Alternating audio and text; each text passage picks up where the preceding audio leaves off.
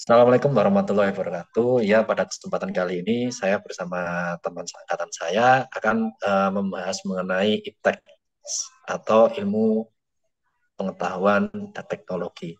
Nah, untuk sebelum masuk ke pembahasan inti, saya ingin memperkenalkan diri. Nama saya Ardika Krisna, saya berasal dari jurusan HI, saya berkuliah di Universitas Muhammadiyah Malang. Dan teman saya, Saya Yosi Maharani Pramesti, saya juga dari Hubungan Internasional dan saya berkuliah di Universitas Muhammadiyah Malang. ya. Oke, Kak Yosi, halo, apa kabar? Bagaimana kabarnya hari ini? Baik, Oh ya, jadi kita ngomong-ngomong, kita lagi bahas iptek nih Kak. Nah, ya, langsung saja, menurut Kak Yosi itu iptek itu apa sih menurut Kak Yosi itu daripada kita panjang lebar, kita langsung masuk ke intinya aja. oke. Jadi IPTEK itu sendiri ya kepanjangannya Ilmu Pengetahuan dan Teknologi itu tadi kan. Jadi IPTEK itu bidang yang melibatkan penelitian, pengembangan, dan penerapan pengetahuan dalam rangka memahami alam semesta dan menciptakan inovasi yang berguna bagi manusia. Nah, kalau misalnya dikaitin ke agama Islam, nah, eh, agama Islam kan adalah agama yang didasarkan pada ajaran Al-Quran dan Sunnah Nabi Muhammad SAW. Nah, kalau hubungannya itu, eh, kalau dilihat dari beberapa perspektif, yang pertama, Islam itu mendorong umatnya untuk mencari pengetahuan dan memahami alam semesta sebagai tanda kebesaran Allah. Terus Al-Quran juga secara konsisten kan udah mengajak manusia untuk memperhatikan alam semesta, merenungkan ciptaan Allah, dan berpikir secara rasional. Nah, jadi oleh karena itu ilmu pengetahuan dan teknologi sendiri itu dapat dilihat sebagai sarana untuk mempelajari dan menghargai ciptaan Allah. Itu yang pertama. Terus yang kedua, agama Islam juga memberikan pedoman etika dan nilai-nilai moral yang dapat diterapkan dalam pengembangan dan pemanfaatan iptek itu sendiri karena Islam mendorong penggunaan pengetahuan dan teknologi untuk kemaslahatan umat manusia dan juga kebaikan umum. Terus prinsip-prinsip etika seperti keadilan, kebenaran, dan kehati-hatian harus menjadi pertimbangan juga dalam setiap pengembangan iptek supaya tidak melanggar prinsip-prinsip agama. Itu sih. Hmm. Oh, panjang banget ya Kak ya ini ya. Berarti ini kompleks ya berarti ya sebenarnya kalau kita misalnya bedah lebih jauh lagi ya. Nah, Ya, untuk iptek ini kan pasti nggak mungkin langsung tiba-tiba muncul langsung di tengah abad langsung di zaman kita modern kan nggak mungkin ya Kak ya. Pasti kan ada sejarahnya. Nah, hmm. eh, ini sebenarnya iptek itu awal mulanya itu dari mana sih Kak? Kalau setahu saya itu iptek itu kan udah ada udah dari zaman dahulu sih zamannya Yunani kuno nggak salah. Hmm. Habis itu kan dibawa oleh Islam, dipelajari, ditranslate, lalu dikembangkan lagi sampai beberapa abad lamanya, lalu berkembang ke Eropa. Nah, di Hmm. Eropa sendiri ini, di Barat sendiri ini, itu malah digunakan ya. Bahkan lebih berkembang lagi di Barat Hmm. daripada di bangsa Arab sendiri. Itu bisa dijelaskan nggak Kak itu? Maksudnya mulai dari Yunani, terus dikembangkan di Arab itu sendiri, lalu eh, bagaimana persebarannya, lalu kontribusinya itu seperti apa? Dijelaskan secara ringkas saja. Oke. Nah, kalau misalnya mau ngebahas tentang sejarah perkembangan dari Yunani ke Arab dulu, jadi eh, prosesnya itu tuh melibatkan transfer pengetahuan dari budaya Yunani kuno ke dunia Arab melalui berbagai jalur seperti yaitu tadi terjemahan teks-teks Yunani ke dalam bahasa Arab, terus juga nah, itu pokoknya itu juga yang jadi awal mula pemicu pada abad ke-8 hingga abad ke-13 Masehi. Itu tuh dunia Arab mengalami masa keemasan dalam perkembangan ipteks. Nah, salah satu faktor kuncinya itu adalah pemeliharaan dan terjemahan kembali teks-teks klasik Yunani yang berasal dari zaman kekayaan Yunani kuno yang dilakukan oleh para sarjana Arab yang bekerja di rumah-rumah pengetahuan yang dikenal sebagai Bait al-Hikmah. Nah, jadi selain dari terjemahan teks tadi, juga perkembangan teks di dunia Arab itu didorong oleh kemajuan dalam bidang matematika. Nah, ahli matematika Arab itu seperti Al-Khawarizmi yang mengembangkan sistem angka Hindu Arab dan mengenalkan konsep aljabar di dalam karya-karyanya. Terus perkembangan iptek di dunia Arab juga memperkenalkan berbagai inovasi teknologi seperti pengembangan teknik pembuatan kertas dan produksi kertas secara massal. Nah, hal ini juga kemudian membantu dalam penyebaran ilmu pengetahuan dan pengembangan buku-buku ilmiah kan jadinya. Nah, makanya pada akhirnya sejarah pengembangan iptek dari Yunani ke dunia Arab itu melibatkan proses yang cukup beragam dan juga banyak karena dia salah satunya tadi terjemahan, penyebaran pengetahuan, terus juga muncul inovasi-inovasi baru. Terus ada beberapa contoh penting dari perkembangan iptek di dunia Islam. Contohnya itu kalau tadi udah dibahas soal pengetahuan dan matematika tadi kan, terus juga ada astronomi. Nah, astronomi itu eh, adalah bidang lain di mana dunia Islam mencapai prestasi besar. Nah, ilmuwan Muslim seperti Al-Batani pada saat itu melakukan pengukuran presisi dan pengamatan bintang-bintang dengan tingkat akurasi yang tinggi. Nah, penelitian mereka juga kemudian membantu dalam pengembangan alat navigasi dan juga kalender yang lebih baik.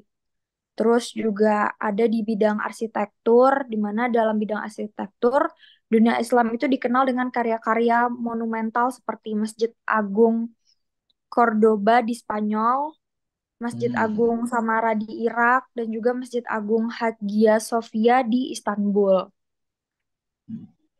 Berarti anu ya Kak ya, apa namanya?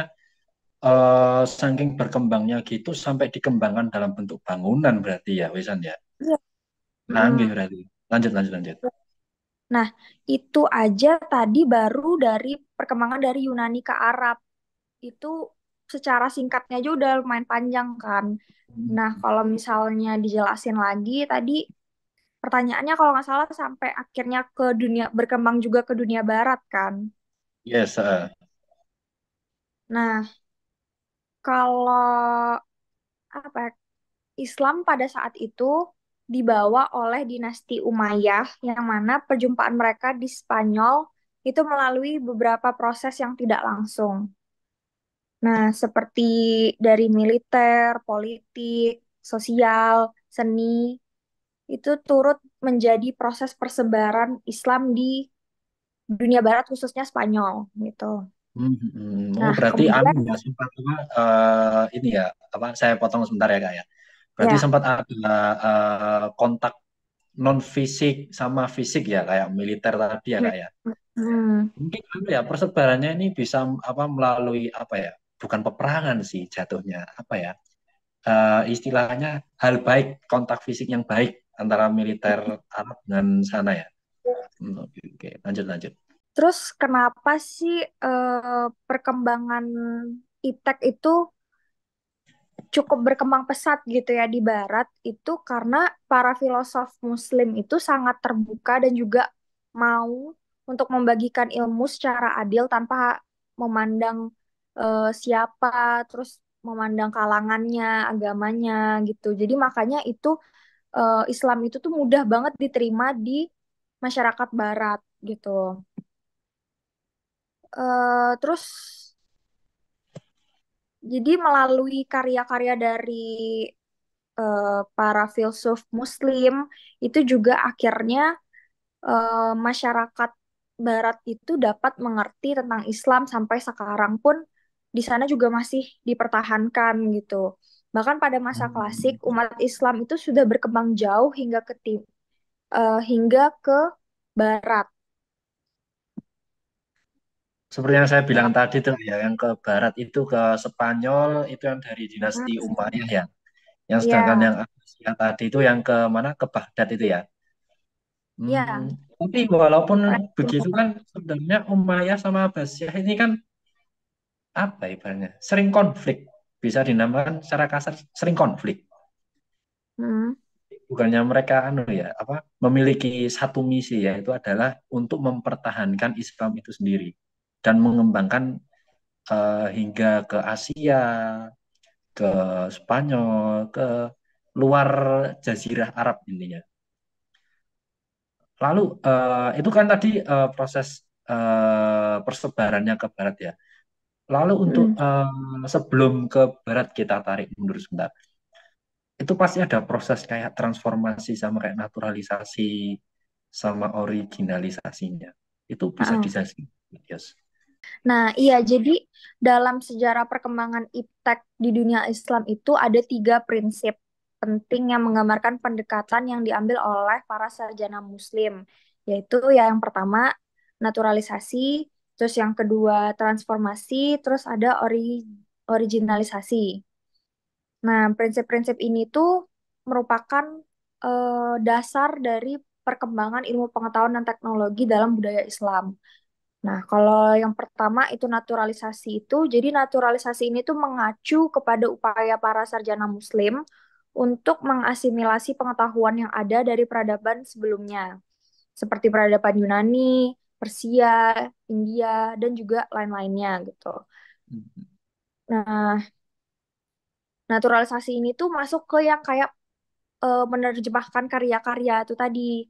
Nah, di mana proses ini tuh kemudian memungkinkan transfer pengetahuan yang luas dalam berbagai bidang yang tadi udah dijelasin, astronomi, matematika, terus juga yang lain itu ada filosofi, kedokteran. Nah, terjemahan-terjemahan ini tuh kemudian membawa pengetahuan dan dari peradaban Yunani seperti kalau yang kita kenal sekarang tuh karya-karya Aristoteles, terus Dari ini. Galen dan lainnya itu ke dunia Islam yang kemudian menjadi landasan bagi perkembangan ilmu pengetahuan di kalangan sarjana Muslim. Terus kalau misalnya yang kedua transformasi, jadi transformasi itu mencerminkan upaya para sarjana Muslim untuk mengembangkan pengetahuan yang mereka terima melalui proses naturalisasi tadi dengan mengintegrasikan pemikiran dan ide-ide baru ke dalam tradisi Islam. Nah, kalau prinsip transformasi dalam perkembangan ipteks dunia Islam itu mengacu kepada adaptasi dan penggunaan ilmu pengetahuan dan teknologi modern untuk memajukan masyarakat Muslim dan menghadapi tantangan zaman. Nah, terus yang ketiga ada originalisasi. Nah, originalisasi ini tuh mengacu pada upaya para sejarah Muslim untuk menghasilkan pengetahuan baru yang unik dan orisinal dalam berbagai bidang ipteks. Prinsip originalisasi dalam perkembangan ipteks dunia Islam itu eh, lebih ke upaya untuk menghasilkan kontribusi yang baru gitu dan inovatif dalam ilmu pengetahuan dan juga teknologi yang mencerminkan identitas dan nilai-nilai Islam. Itu sih.